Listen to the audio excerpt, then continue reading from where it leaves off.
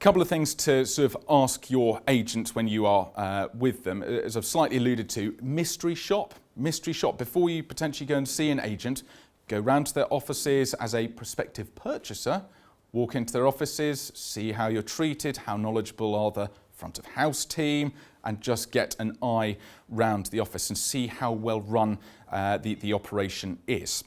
Another one just to check is how many hot buyers, i.e. people that are really ready to go, they're cash in hand, how many people can that estate agent genuinely call? If they are spinning you numbers up into the 50 or 100, they're probably spinning you a yarn. If you're actually whittle it right down into a concentrated number, you're probably looking half a dozen sometimes, maybe up to 15, 20.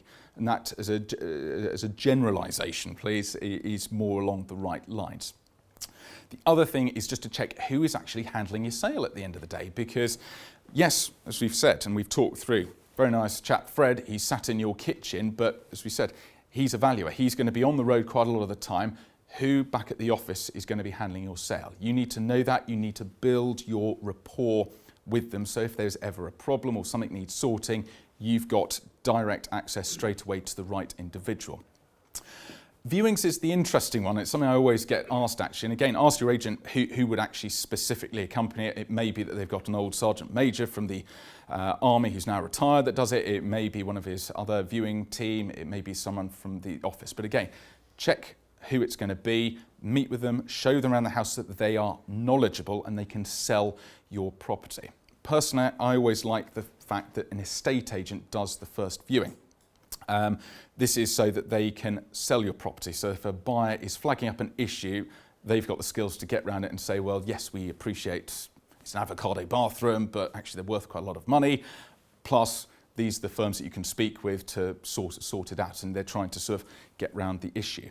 When it comes to second viewings, maybe even third viewings, that's potentially when you, the homeowner, the vendor, want to potentially sort of loiter around in the background. Because at the end of the day, a purchaser is investing in, yes, of course, the property, they're also investing in you as an individual. And don't be put off when I say they want to see the whites of your eyes, but they want to get to meet you and get a good feel for you and feel that obviously there's quite a few hoops to jump through up to the point of exchange. They want to know that you're going to be sort of on a similar wavelength. So again, going back to this whole sort of personal rapport, it is quite important. And the obvious one, again, a lot of people feel rattled by this, but do check your terms of business with the estate agent, any penalty clauses, any withdrawal notices. A lot of the time, some agents will just turn up on the day to take the brochure details, quickly put the terms of business in front of you and say, well, I can't start until you've signed it. You quickly rush, sign it and give it back to them. And then all of a sudden, you are committed. So all I'd say is please just take your time and say, give them the afternoon and you will return it. But on the most part, I have to say, a lot of agents' terms of business are fairly straightforward. It's just the odd small minority, the odd rogue out there who does it slightly differently.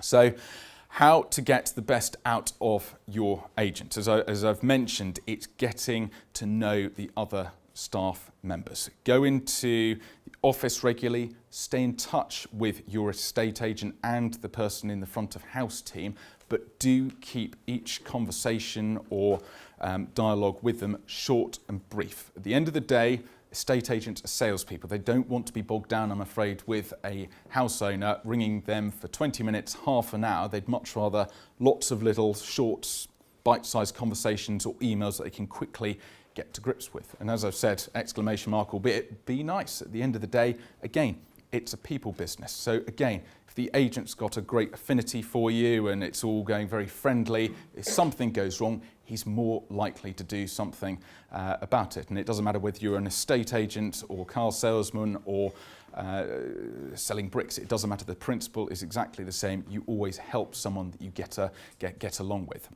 And go into the office, keep in the front of the staff's minds. And this is whereby they need to be always thinking about you. They are handling a large number of properties, and it's so that they are always sort of plugging your property. One of the best tricks, I think, to do this is actually buy them some cake.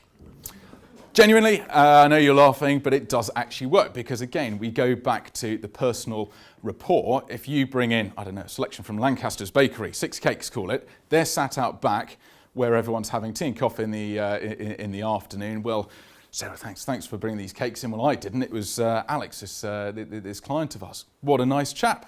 Must look after him. That reminds me, we've got that view. I must chase that up. All of a sudden, you're front of their minds. Small point, but it does work, I promise you. Been there and done it.